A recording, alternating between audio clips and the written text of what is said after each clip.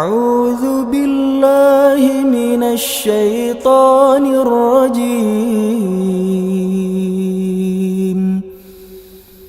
بسم الله الرحمن الرحيم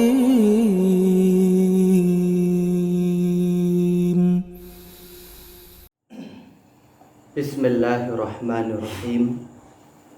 Assalamualaikum warahmatullahi wabarakatuh.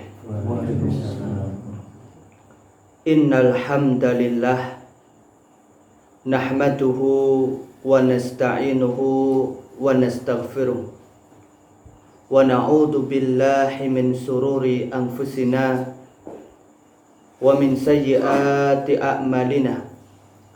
May yahdihillah fala mudhillalah wa may yudlil fala hadiyalah. Wa asyhadu an la ilaha illallah wahdahu la syarikalah wa asyhadu anna Muhammadan abduhu wa rasuluh sallallahu alaihi wa ala alihi wa sahbihi ajma'in. Amma ba'd. Allahumma innana as'aluka ilman nafi'ah wa na'udzubika min ilmin la yanfa'. Ma'asyiral muslimin, jamaah pengajian yang semoga senantiasa dicintai dan dirahmati oleh Allah Subhanahu wa taala. Alhamdulillah, mari jamaah sekalian kita senantiasa bersyukur kepada Allah Subhanahu wa taala yang telah menganugerahkan kepada kita banyak sekali kenikmatan. Sholawat dan salam semoga senantiasa Allah curahkan kepada Nabi kita yang mulia, Nabi Muhammad sallallahu alaihi wasallam.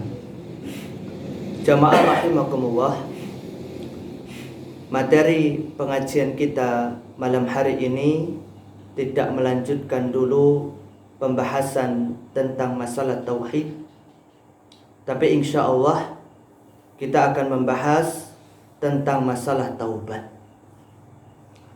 Pembahasan tentang masalah taubat ini adalah pembahasan yang sangat penting dan perlu untuk senantiasa kita ulang-ulang, karena setiap manusia itu pasti terjerumus ke dalam dosa. Dan seseorang kalau dia ingin terbebas dari dampak buruk dari dosa yang dia lakukan, maka dia harus kembali dan bertaubat kepada Allah Subhanahu wa taala. Ada 4 perkara yang akan kita bahas pada kesempatan malam hari ini berkaitan dengan masalah taubat.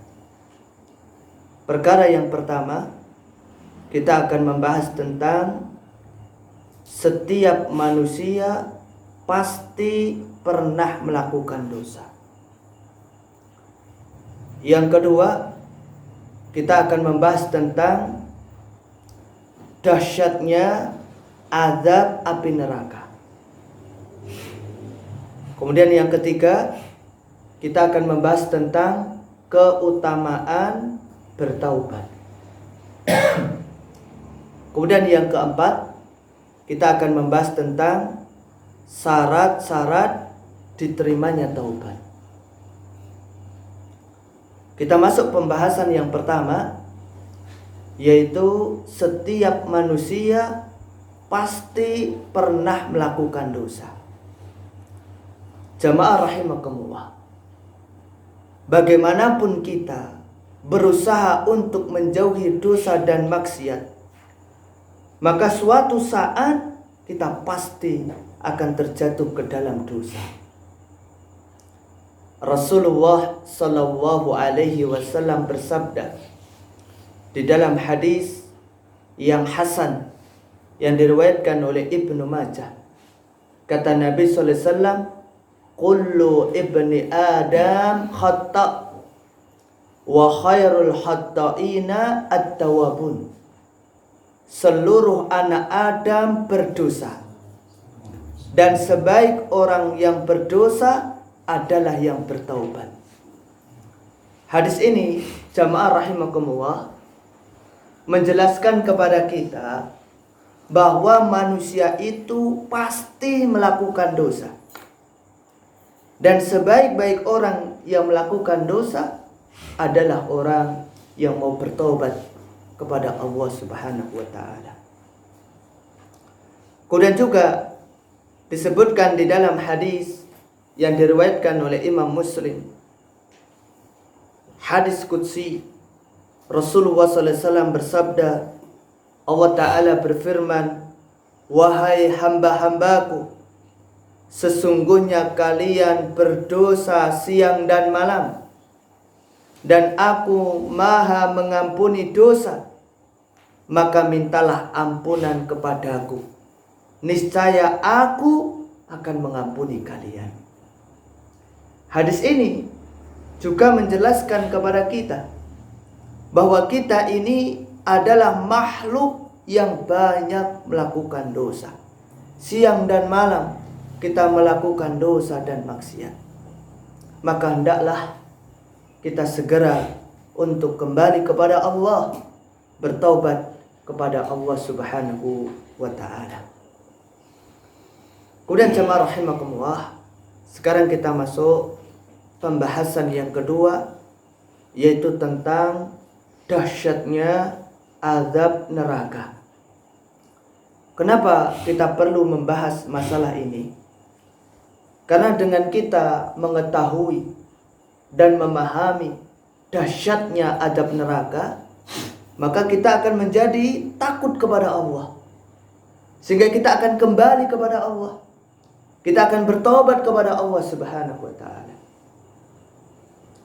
Disebutkan di dalam hadis yang diriwayatkan oleh Imam Bukhari dan Imam Muslim, Nabi SAW mengabarkan kepada kita bagaimana panasnya api yang ada di dalam neraka.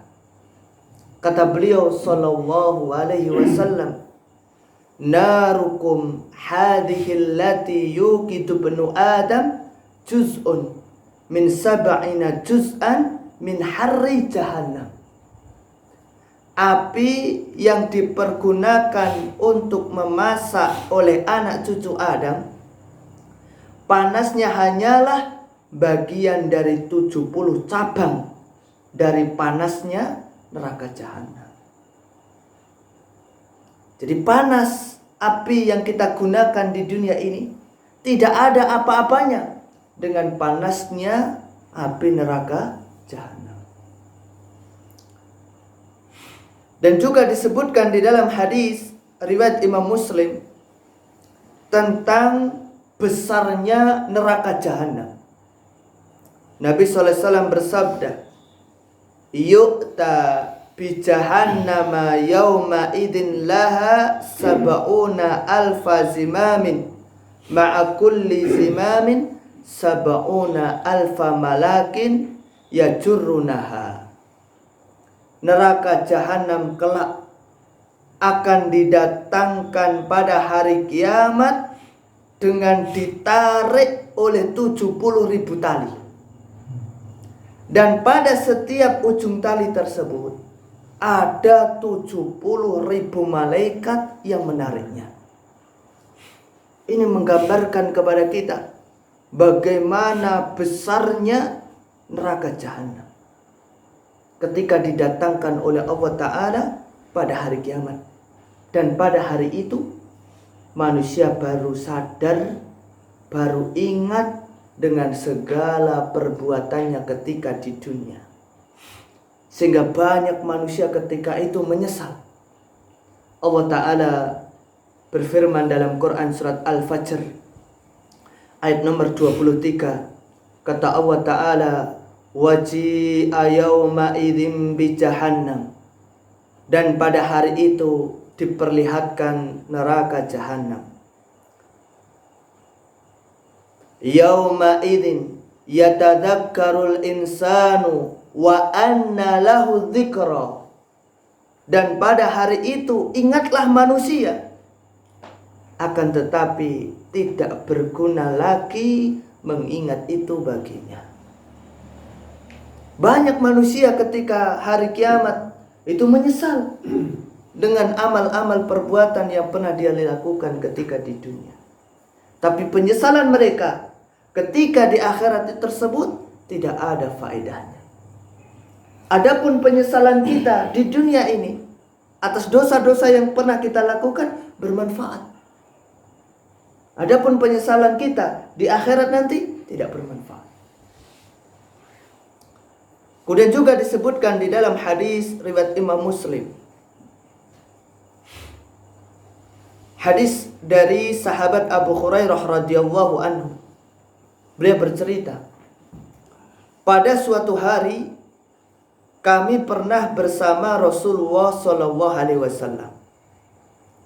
Tiba-tiba terdengar suara dentuman. Maka Nabi sallallahu alaihi wasallam bertanya, "Tahukah kalian suara apa itu tadi?" Kami pun menjawab, "Allah dan Rasulnya yang lebih tahu." Lantas Nabi sallallahu alaihi wasallam bersabda, "Hadza hajarun rumiya bihi finnar mundu sab'ina kharifan fahuwa yahfi finnar al'an hatta intaha ila qa'riha." Suara tadi adalah batu yang dilempar ke dalam neraka semenjak 70 tahun yang lalu. Dan sekarang baru sampai turun ke dalam neraka hingga sampai di dasarnya. Ini menunjukkan kepada kita tentang dalamnya dasar neraka jahanam. Sampai-sampai kalau ada batu dilempar ke dalam neraka baru mencapai dasar api neraka setelah memakan waktu 70 tahun perjalanan. Masya Allah. Jamaah rahimakumullah, orang yang masuk ke dalam neraka, maka mereka dalam kondisi bertingkat-tingkat. Sebagaimana digambarkan di dalam hadis yang diriwayatkan oleh Imam Muslim dari sahabat Samurah bin Jundub radhiyallahu anhu, bahwasanya Nabi sallallahu alaihi wasallam pernah bersabda tentang penghuni neraka. Kata beliau, "Minhum man ta'khudhuhun nar ila ka'baihi wa minhum man ta'khudhuhun nar ila rukbatayhi wa minhum man ta'khudhun nar ila huzzatihi wa minhum man ta'khudhun nar ila tarquwatihi." Di antara penghuni neraka ada yang disiksa dengan tenggelam dalam api sampai mata kakinya. Ada yang sampai ke lututnya. Ada lagi yang sampai ke pusarnya. Dan ada yang tenggelam sampai ke lehernya. Tergantung apanya? Amalnya. Tergantung besar kecil dosa yang dia lakukan. Kemudian juga disebutkan dalam hadis riwayat Bazzar. Hadis ini dinyatakan sahih oleh Syekh Al-Albani rahimahullah ta'ala. Dari sahabat Abu Hurairah radhiyallahu anhu, Nabi sallallahu alaihi wasallam bersabda, "Kalau seandainya ada di dalam masjid ini 100.000 orang atau lebih, lantas ditaruh seseorang penghuni neraka, kemudian dia bernafas dan mengenai dirinya, tentu semua orang dan masjid ini akan turut terbakar karena panasnya." Bagaimana lagi dengan orang yang dia merasakan panasnya tersebut, orang yang disiksa di neraka tersebut? Penghuni masjid yang jumlahnya ada 100.000 orang lebih, itu ketika terkena nafasnya penghuni neraka ikut terbakar. Bahkan masjidnya ikut terbakar. Berarti saking panasnya. Dan azab yang paling mengerikan itu adalah azab dengan cara dibakar. Karena seluruh anggota tubuhnya merasakan kesakitan. Berbeda kalau orang disiksa itu hanya dengan cara dipotong. Dipotong tangannya, yang sakit cuma tangannya. Dipotong kakinya, yang sakit cuma kakinya. Tapi kalau dibakar, seluruh anggota tubuhnya merasakan kesakitan. Dan siksa neraka yang paling ringan siksaannya adalah bagi orang yang dikenakan sandal yang bisa menjadikan otaknya menggelegak, mendidih. Sebagaimana yang disebutkan dalam sebuah hadis sahih Imam Bukhari, Nabi SAW bersabda, ahwanu ahlin nar adzaban Abu Thalib. Penduduk neraka yang paling ringan siksaannya adalah Abu Thalib. Wa huwa munta'ilun bina'laini yaghli minhuma dimahu. Dirinya disiksa dengan memakai sendal yang membuat otaknya mendidih. Ini ada paling waliyatubillah. Sedangkan makanan para penghuni neraka adalah pohon dhori, seperti yang Allah sebutkan dalam Quran surat Al-Ghasiyah ayat nomor 6. Laisa lahum ta'amun illa min dhori. Mereka tiada memperoleh makanan selain dari pohon dhori, pohon berduri. Dhori dijelaskan oleh para ulama adalah sejenis pohon yang memiliki duri yang besar, yang rasanya sangat pahit dan panas, lagi berbau busuk. Itu makanan penghuni neraka.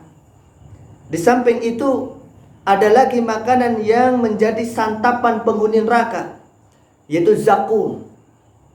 Sebagaimana yang Allah jelaskan dalam Quran surat Ad-Dukhan ayat nomor 43 sampai 46, kata Allah Ta'ala, inna syajarataz zakum ta'amul azim kal muhli yahli fil butun kahalil hamim. Sesungguhnya pohon zakum itu makanan orang yang banyak dosa. Dia sebagai kotoran minyak yang mendidih dalam perut, seperti mendidihnya air yang sangat panas. Disebutkan dalam hadis riwayat Imam Ahmad, ya, Rasulullah bersabda, kalau sekiranya satu tetes dari zakum menetes pada penduduk bumi, pasti akan memenuhi makanannya. Lantas bagaimana dengan orang yang tidak ada makanan melainkan dari zakum? Dan para ulama menjelaskan, zakum ini adalah pohon yang sangat buruk untuk dilihat. Baunya busuk dan rasanya sangat pahit. Itu makanan penghuni neraka. Adapun minuman penghuni neraka adalah hamim, yang panasnya sudah mencapai titik puncak, yang apabila minuman itu didekatkan ke wajah, maka kulitnya langsung terkelupas karena panasnya. Dan jika diminum, maka ususnya langsung putus. Allah berfirman dalam Quran surat Al-Kahfi ayat 29, wa iyastahithu yughathu bima'in kal muhli yaswil wujuh bi'sya syarab wa sa'at murtafaqa. Dan jika mereka meminta minum, niscaya mereka akan diberi minum dengan air seperti besi yang mendidih, yang menghanguskan muka. Itulah minuman yang paling buruk dan tempat istirahat yang paling jelek. Inilah jamaah rahimakumullah, sedikit gambaran bagi kita tentang bagaimana dahsyatnya azab neraka. Ya, mudah-mudahan dengan kita sampaikan seperti ini akan menjadikan diri kita takut kepada Allah, takut dengan azab Allah, sehingga kita mau kembali dan bertaubat kepada Allah Subhanahu wa taala. Karena tidak ada yang menjadikan seseorang terjerumus ke dalam dosa karena dia melakukan dosa namun dia tidak mau taubat kepada Allah Subhanahu wa taala. Sekarang kita masuk pembahasan yang ketiga.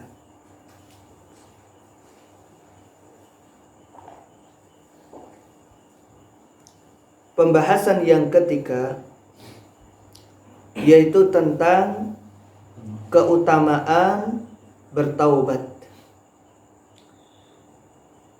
Jamaah rahimakumullah,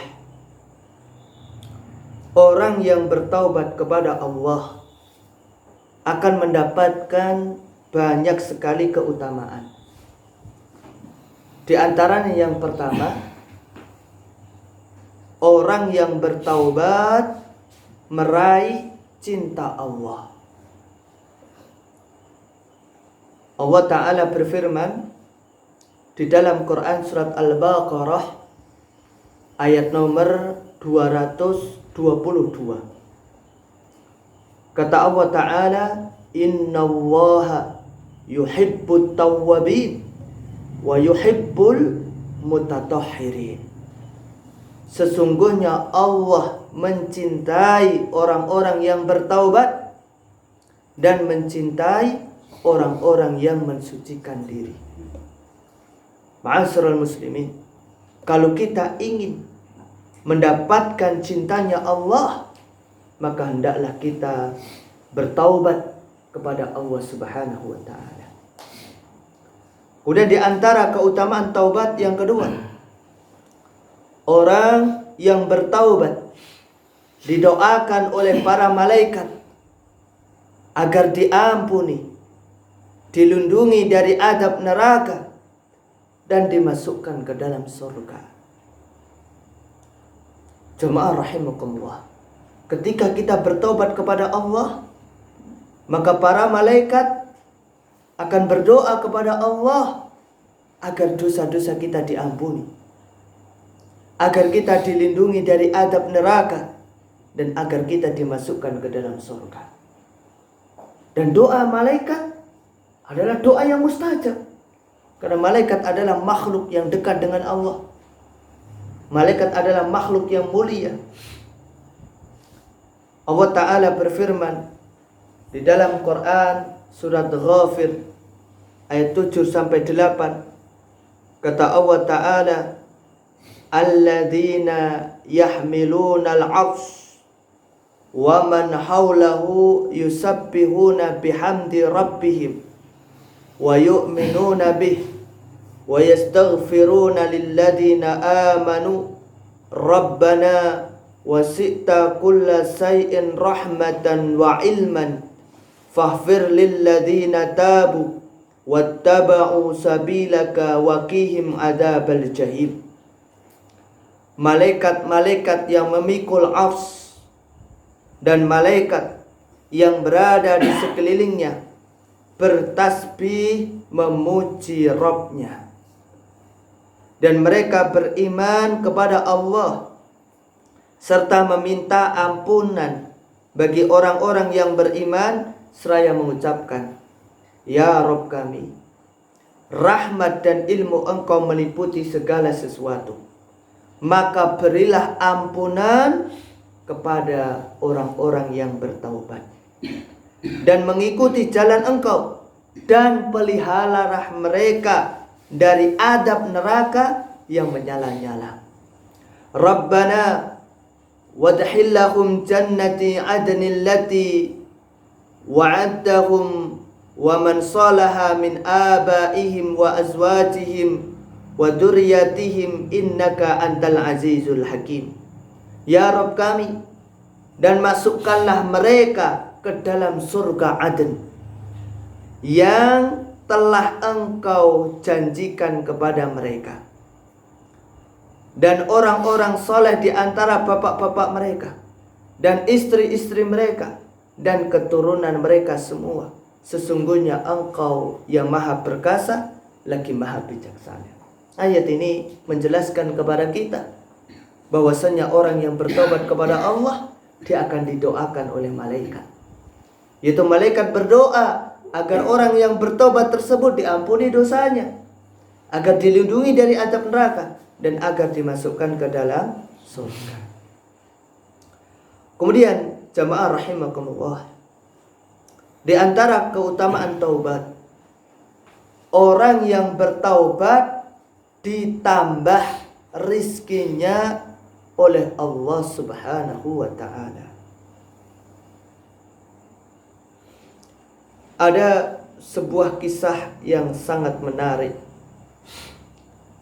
yang kisah ini menjelaskan kepada kita tentang keutamaan bertaubat dan beristighfar kepada Allah Subhanahu wa ta'ala. Kisah ini diriwayatkan dengan riwayat yang sahih. Pernah ada beberapa orang yang datang kepada Al-Hasan Al-Basri, yang orang-orang ini mereka mengadukan beberapa permasalahan. Ya, kisah ini dikisahkan dalam kitab tafsir Al-Qurtubi, bahwa suatu hari ada orang yang mengadu kepada Al-Hasan Al-Basri. Yang pertama tentang paceklik. Maka beliau pun berkata, beristighfarlah kepada Allah, mintalah ampun kepada Allah, bertobat kepada Allah. Kemudian datang lagi orang yang mengadu tentang kemiskinan. Maka beliau pun memberi solusi, beristighfarlah kepada Allah. Terakhir ada yang minta agar didoakan punya anak. Al-Hasan Al-Basri, beliau menimpali, beristighfarlah kepada Allah. Ar-Rabi bin Syabih yang kebetulan hadir di situ bertanya, kenapa engkau menyuruh mereka semua beristighfar, padahal permintaan mereka berbeda-beda? Maka Al-Hasan Al-Basri pun menjawab, aku tidak mengatakan hal itu dari diriku sendiri, namun sungguh Allah telah berfirman dalam surat Nuh, yaitu ayat nomor 10 sampai 12, faqultu astaghfiru rabbakum innahu kana ghaffara yursilis samaa 'alaikum midrara wa yumdikum bi amwalin wa banin wa yaj'al lakum jannatin wa yaj'al lakum anhara.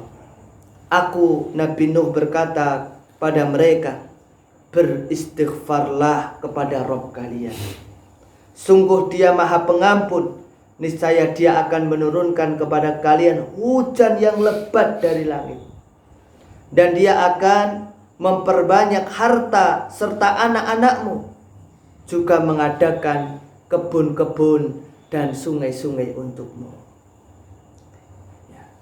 Intinya jamaah rahimakumullah, bahwasannya bertaubat kepada Allah, beristighfar kepada Allah, ini merupakan salah satu sebab ditambahnya rezeki kita oleh Allah. Kemudian jamaah rahimakumullah, di antara keutamaan taubat yang keempat, orang yang bertaubat dari kemaksiatan yang dia lakukan, maka keburukan-keburukannya akan dirubah oleh Allah menjadi kebaikan dan memperberat timbangan kebaikannya pada hari kiamat. Ini luar biasa. Jadi ketika seseorang bertaubat kepada Allah, maka dosanya, kemaksiatannya akan dirubah oleh Allah menjadi kebaikan yang bisa memperberat timbangan kebaikannya pada hari kiamat. Sebuah contoh, ada seseorang yang dia melakukan dosa berupa berkata dusta. Kemudian dia bertobat kepada Allah. Maka dosanya berkata dusta itu akan Allah rubah pada hari kiamat menjadi kebaikan, sehingga memperberat amal kebaikannya. Allah Ta'ala berfirman dalam Quran surat Al-Furqan ayat 70. Kata Allah Ta'ala, illa man taba wa amana wa amila amalan salihan faulaika yubaddilullahu sayiatihim hasanat wa kana Allahu ghafurur rahima.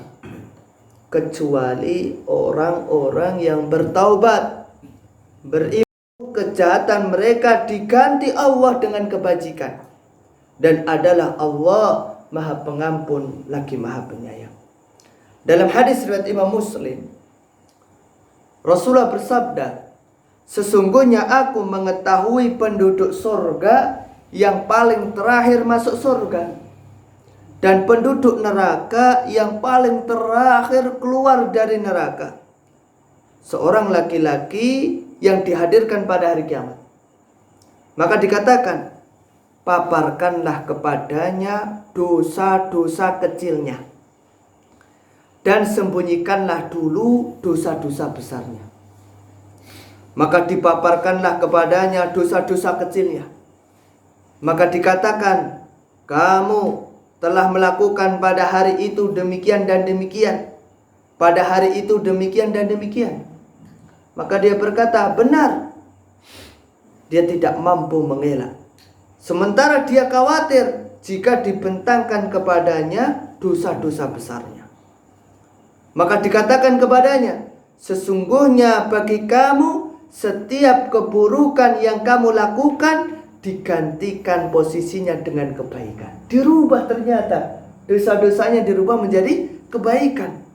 Maka dia berkata, wahai Rabbku, sungguh aku telah melakukan dosa-dosa yang lain, yaitu dosa-dosa besar. Akan tetapi saya tidak melihatnya dipaparkan kepadaku di sini. Artinya dia juga pengen dosa-dosa besarnya dirubah jadi amal kebaikan, dirubah kebaikan. Nabi SAW, beliau tertawa hingga nampak gigi beliau. Masya Allah. Luar biasa kalau kita renungkan ininya. Betapa Allah itu sangat, rahmatnya sangat luas sekali kepada para hambanya. Kemudian jamaah rahimakumullah, di antara keutamaan taubat, bahwasanya taubat itu bisa menghapus dosa.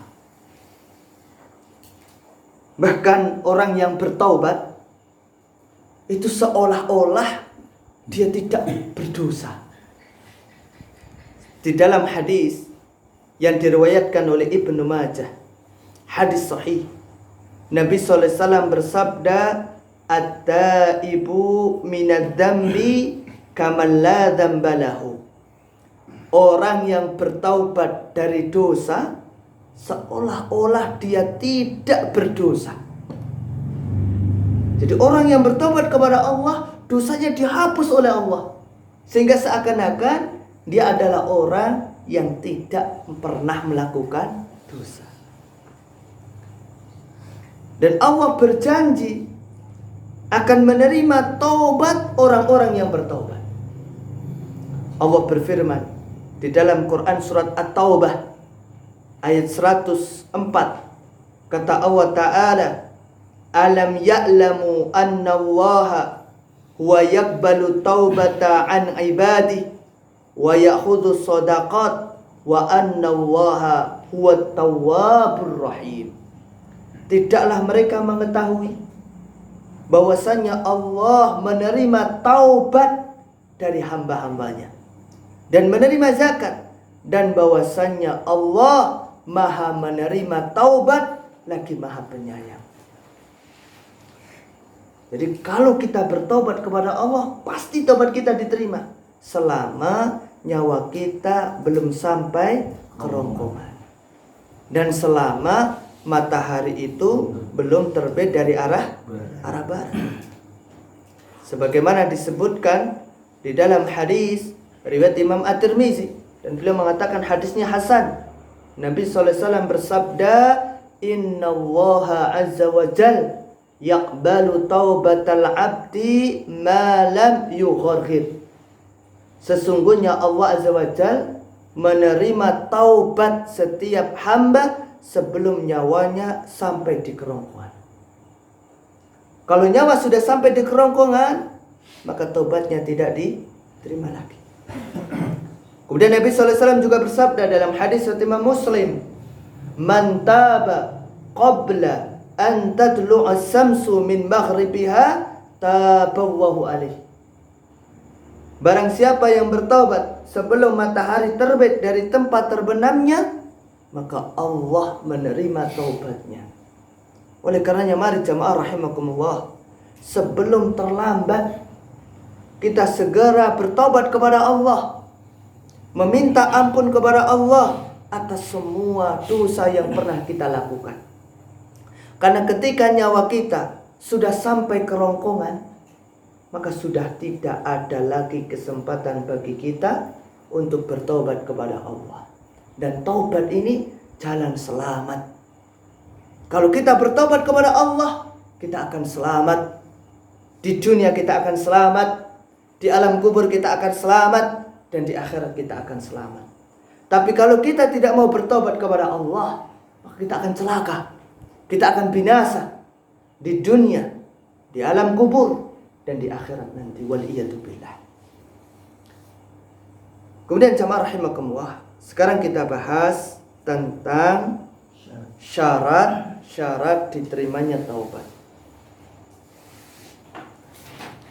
Imam An-Nawawi rahimahullah dan para ulama lainnya menjelaskan bahwa syarat-syarat taubat itu ada 3.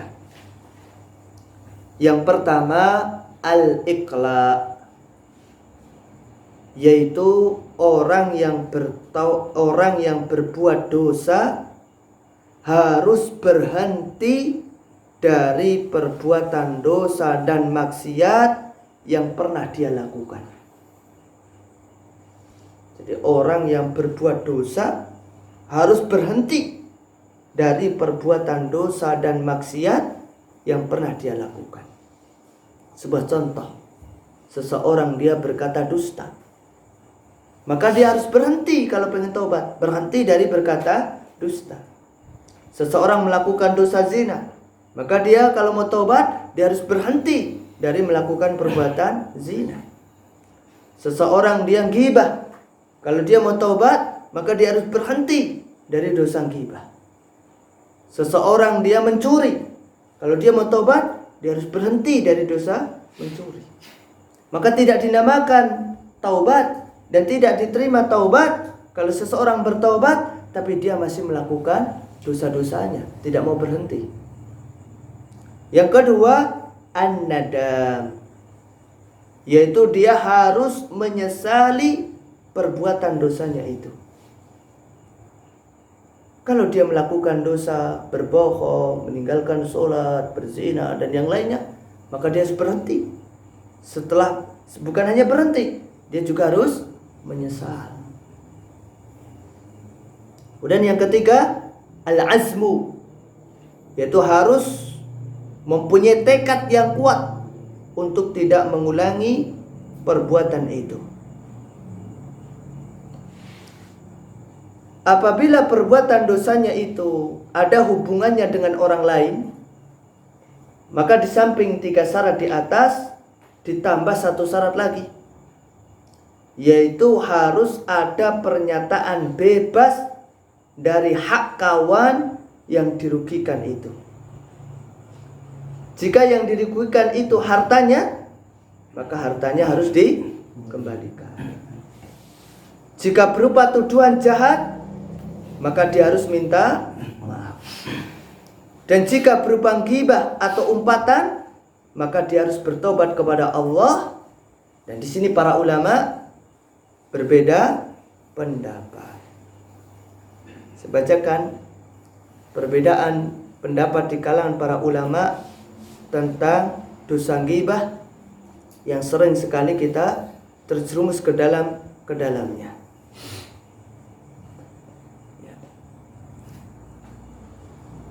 Imam Abu Hanifah dan Imam Malik, penjelasan ini bisa bapak-bapak temukan di kitab Tazkiyatun Nufus karya Dr. Ahmad Fad, dan itu juga sudah diterjemahkan, alhamdulillah. Imam Abu Hanifah dan Imam Malik tetap mensyaratkan untuk memberitahukan kepada orang yang digibahi bahwa dirinya telah ghibah dia. Wah, ini berat. Berat tidak, Pak? Berat. Kita pernah ghibah seseorang, kemudian kita harus datang kepada dia, menyampaikan dengan terang-terangan kalau kita pernah ghibah orang tersebut. Ini nanti urusannya jadi tambah runyam, benar enggak? Ya kan? Bisa jadi kalau kita minta maaf kepada dia, mungkin dia enggak akan memberikan maaf. Alasan beliau itu berdasarkan sebuah hadis yang diriwayatkan oleh Imam Bukhari. Nabi sallallahu alaihi wasallam bersabda, "Man kana li akhihi indahu madlimatun min mal wa khirdin falyatahallalahu al-yaum." Barang siapa pernah mendolimi saudaranya dalam hal harta dan kehormatan, hendaklah meminta keridoannya sebelum hari yang, kata Nabi SAW, dinar dan dirham tidak lagi bermanfaat selain kebaikan dan keburukan. Ya. Namun